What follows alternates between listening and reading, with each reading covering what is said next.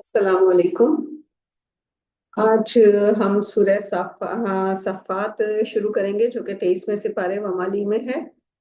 और ये सूरह सफ़ात मक्की सूरत है और इसमें 182 आयात हैं, 860 इसके कलमात हैं और 3826 इसके हुरूफ हैं और कुल 5 रुकू हैं। तो शुरू करते हैं। औज़ुबिल्लाहि मिनश्शैतानिर्रजीम, बिस्मिल्लाहिर्रहमानिर्रहीम। कसम है उन फरिश्तों की जो कतार दर कतार खड़े होते हैं, फिर कसम है उन फरिश्तों की जो बंदिश करने वाले हैं, फिर कसम है उन फरिश्तों की जो जिक्र की तिलावत में मसरूफ रहते हैं कि तुम्हारा माबूद सिर्फ एक है।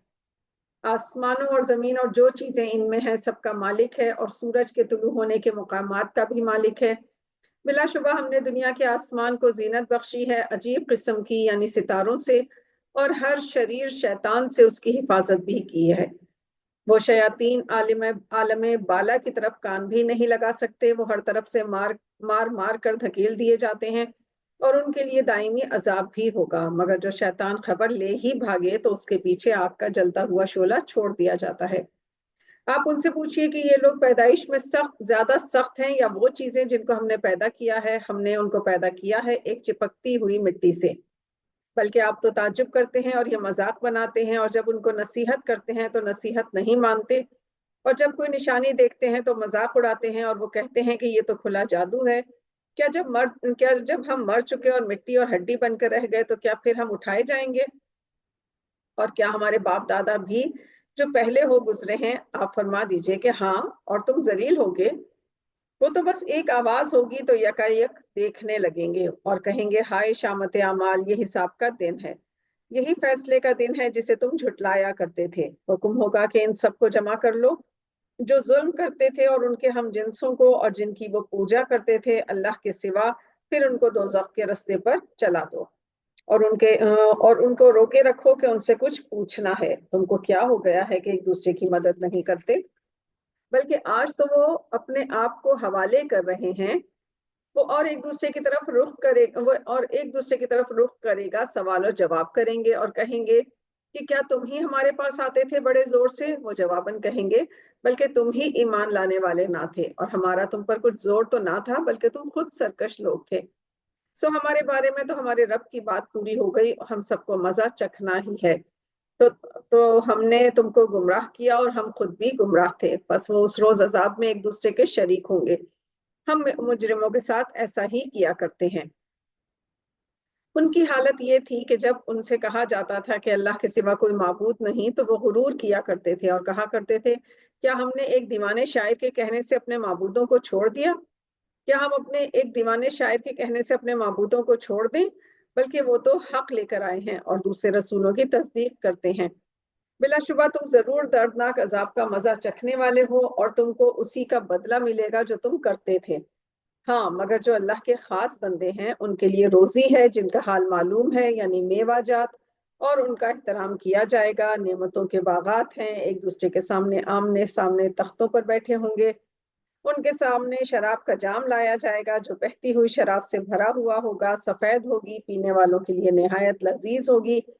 इस शराब से ना तो सर में दर्द होगा और ना वो मतवाले होंगे, और उनके पास नीची निगाह वाली बड़ी बड़ी आंखों वाली औरतें होंगी, गोया कि वो महफूज अंडे हैं। फिर वो एक दूसरे की तरफ रुख करके सवाल और जवाब करेंगे। एक कहने वाला उनमें से कहेगा कि मेरा एक हमनशीन था जो कहता था कि क्या तुम भी ऐसी बातों के बावर करने वाले हो कि जब हम मर गए और मिट्टी और हड्डियां हो गए तो क्या हमको जजा और सजा मिलेगी? वो कहेगा कि क्या तुम उसको झांक कर देखना चाहते हो? तो वो झांकेगा तो उसको वस्ते दोजख में देखेगा। अस्तगफिरुल्लाह। कहेगा अल्लाह की कसम, तू तो मुझे हलाक ही कर चुका था,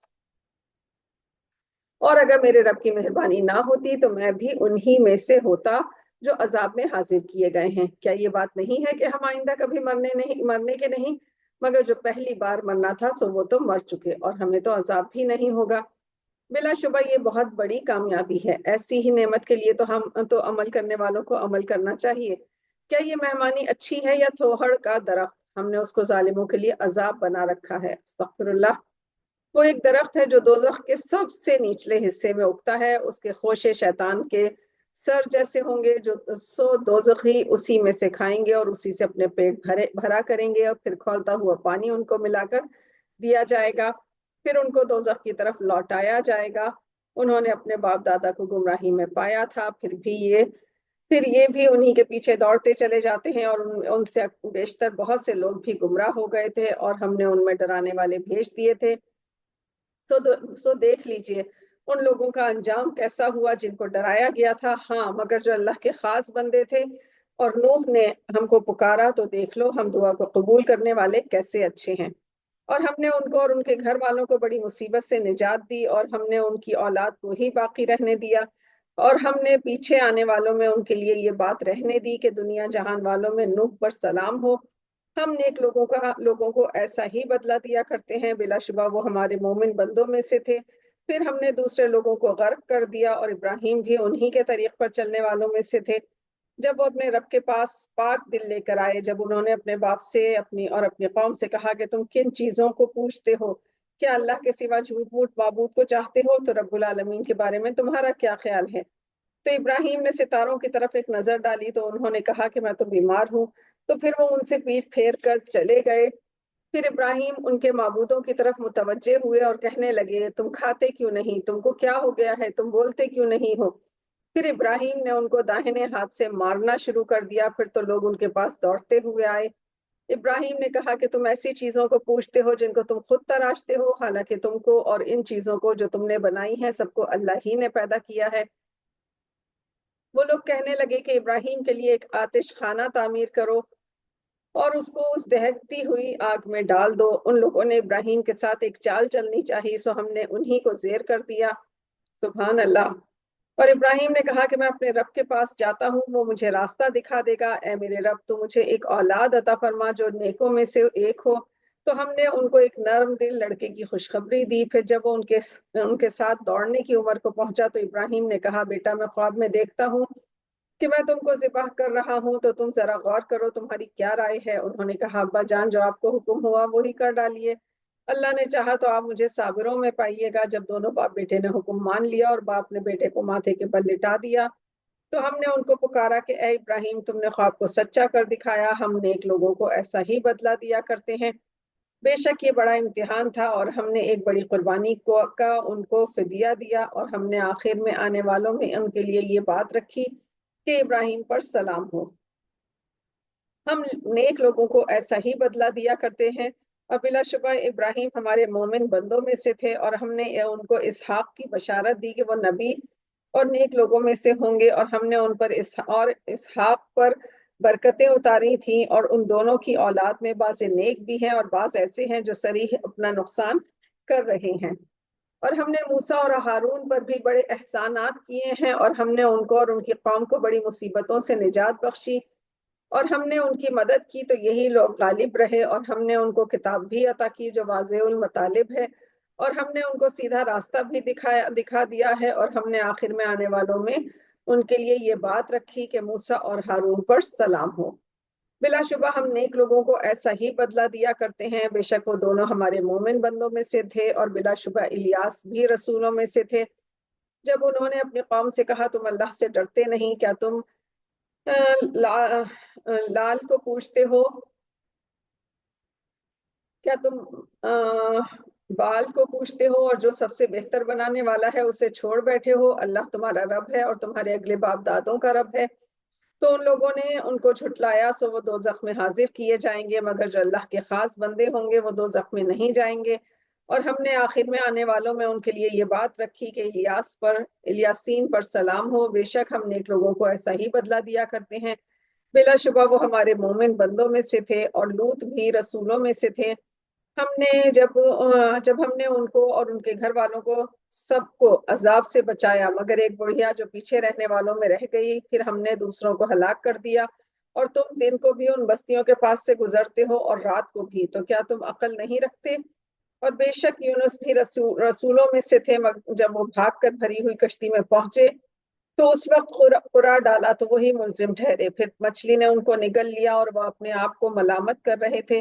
پھر اگر وہ اللہ کی پاکی بیان نہ کرتے تو وہ اسی کے پیٹ میں رہتے اس روز تک کہ لوگ دوبارہ زندہ کیے جائیں گے۔ تو ہم نے ان کو ایک میدان میں ڈال دیا جبکہ وہ بیمار تھے، اور ہم نے ان پر کدو کا درخت اگا دیا، اور ہم نے ان کو 1,00,000 یا اس سے بھی زیادہ لوگوں کی طرف رسول بنا کر بھیجا، تو وہ ایمان لے آئے، سو ہم نے ان کو ایک مدت تک نفع پہنچایا۔ تو آپ ان سے پوچھئے تو کہ تمہارے رب کے لیے تو بیٹیاں اور ان کے لیے بیٹے، کیا ہم نے فرشتوں کو عورت بنایا ہے؟ اور وہ دیکھ رہے تھے۔ خبردار، وہ اپنی سخن تراشی سے کہتے ہیں کہ اللہ کے اولاد ہے، اور بلا شبہ وہ جھوٹ کہتے ہیں۔ کیا اس نے بیٹوں کی نسبت بیٹیوں کو پسند کیا ہے؟ تم کو کیا ہوا؟ تم کیسا فیصلہ کرتے ہو؟ کیا تم غور نہیں کرتے؟ کیا تمہارے پاس کوئی کھلی دلیل ہے؟ تم اپنی کتاب ہی پیش کر دو اگر تم سچے ہو۔